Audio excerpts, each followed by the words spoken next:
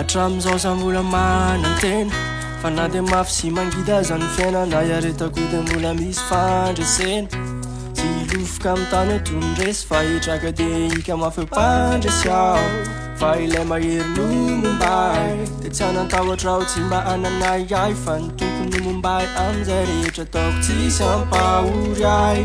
toy ny aloka miserana mandalo ihany fa tsy mandraky izay zany fahoriany zany ka hoatrakako ny roa dia hoasandratro ny tanako an'ilay raitsy to na dia mafy azy indraindray mbola misy fanantenanao amindray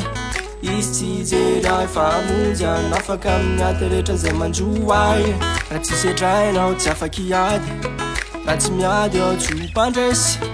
zay no anaovako an'ilay voady hiady mafy ao mba tsy ho resy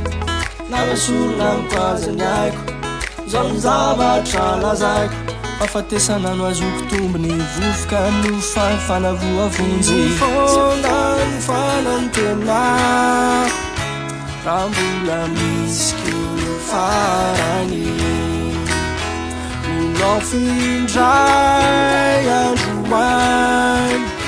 ny foana ny ranomaso sy mitomany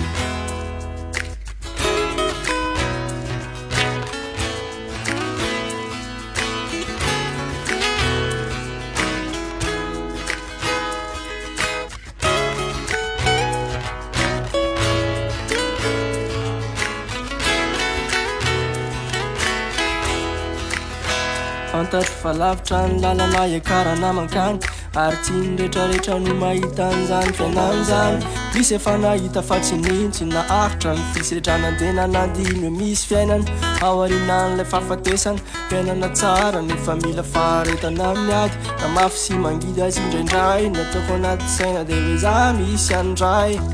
tsy miady rery tsy avelano very amin'ny ado sarotra izy maniraka anjely ampandresy ahy eo foana izy mampahery na iza misy ahy izy foana mijery ny tanjoko tsy atoany fany amin'ilay mandraky sahy raha ory aho ety ho fifaliana ratry sahy finoana no ampiakarina dia mino manantena findray androany ho azoko ny fandresena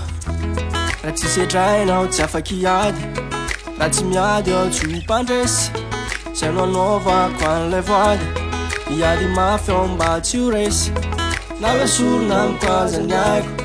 zao ny zavatra lazaiko fahafatesana no azoko tombony vofoka no fanavoavonjy fonda ny fanantenao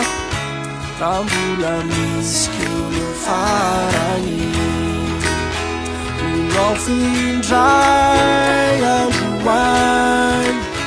ny foana ny ranomaso sy mitomany tsy ho fonda ny fanantenao raha mbola misy kely farany minofindray androany ny foana ny ranomaso sy mitomany